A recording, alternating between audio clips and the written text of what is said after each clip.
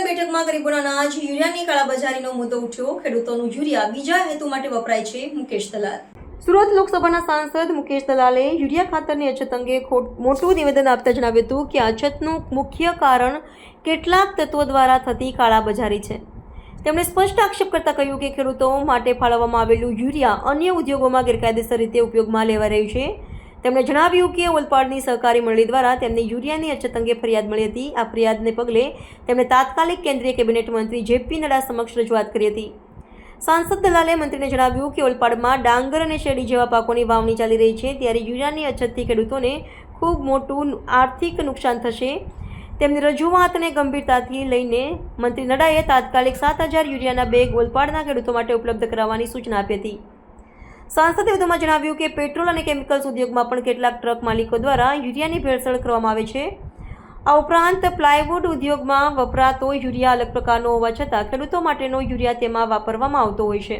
આ બેઠકમાં કતારગામના ધારાસભ્ય વિનુ મોરડિયાએ ગરીબ પરિવારને મળતા સરકારી રાશન અંગે ગંભીર રજૂઆત કરી હતી।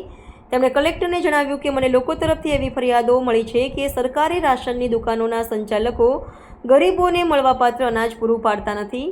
આ મુદ્દાને અટકાવવા માટે તેમણે એક સચોટ ઉપાય સૂચવ્યો હતો। ધારાસભ્ય મોરડિયાએ કલેક્ટરને વિનંતી કરી કે દરેક સરકારી રાશનની દુકાન પર એક બોર્ડ લગાવવામાં આવે, જેના પર ગ્રાહકોને મળવાપાત્ર અનાજની માત્રા અને ભાવની સ્પષ્ટ વિગતો દર્શાવવામાં આવે। તેમનું કહેવું હતું કે આ પગલાંથી ગરીબ પરિવારો તેમના હકનું અનાજ મેળવી શકશે અને તેમાં થતી ગેરરીતિઓ પર લગામ લાવી શકશે। આ બંને નેતાઓની રજૂઆતો બેઠકના મુખ્ય આકર્ષણ રહ્યા હતા અને તેના પર યોગ્ય કાર્યવાહી કરવાની ખાતરી આપવામાં આવી હતી।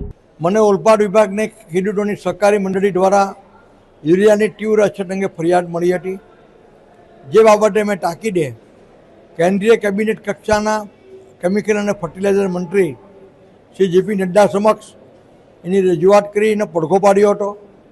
મેં મારી રજૂઆતમાં જણાવ્યું હતું કે હાલ ઓલપાડ વિભાગમાં ડાંગર અને શેરડી જેવા પાકોની વાવણીનું કામ ચાલી રહ્યું છે અને તે જ સમયે જો યુરિયાની તીવ્ર અછત ઊભી થાય તો ખેડૂતોને ખૂબ મોટું આર્થિક નુકસાન થશે અને ખેડૂતો આર્થિક રીતે પાયમાલ થઈ જશે। મારી રજૂઆતનો તાકીદે નડ્ડા સાહેબે પડઘો પાડીને કન્સર્ન અધિકારીને સૂચના આપી હતી કે ઓલપાડ વિભાગમાં ખેડૂતો માટે 7,000 બેગ યુરિયા તાકીદે ઉપલબ્ધ કરાવવામાં આવે। હકીકતમાં યુરિયાની અછત નથી, પણ કેટલાક તત્વો દ્વારા ખેડૂતોનું જે યુરિયા હોય છે તે બીજા હેતુ માટે વાપરવામાં આવતું હોય છે, ચોરી છુપેથી। આ કાળાબજારીઓને કારણે તીવ્ર અછત ઉત્પન્ન થતી હોય છે, કારણ કે પેટ્રોલ ડીઝલ ઇન્ડસ્ટ્રીમાં પણ યુરિયાની ટ્રક માલિકો દ્વારા ભેળસેળ થતી હોય છે અને સાથે જ પ્લાયવુડ ઇન્ડસ્ટ્રીમાં પણ વપરાતું હોય છે। એ અલગ પ્રકારનું યુરિયા હોય છે, તેના બદલે ખેડૂતોને જે સસ્તું યુરિયા મળે છે તે યુરિયા એ લોકો વાપરતા હોય છે। તો આ ચોરી કોઈપણ સંજોગોમાં ચલાવી લેવામાં આવશે નહીં અને જે પણ કોઈક લોકો એમાં પકડાશે એની સામે સખતમાં સખત કાર્યવાહી કરવામાં આવશે। સસ્તા અનાજની દુકાનોમાં મળવાપાત્ર જે ગરીબો માટેનું જે અનાજ હોય, ચોખા હોય, જે કઠોળ હોય અથવા તો જે ખાંડ હોય, તહેવારોમાં તેલ મળતું હોય, આવા પ્રકારની પૂરી જેનો કોટો મળવો પડે એ પ્રકારે કંઈક ને કંઈક દુકાનદારો ઓછું આપે એવી મારી પાસે 1-2 ગ્રાહકોએ ફરિયાદ કરી।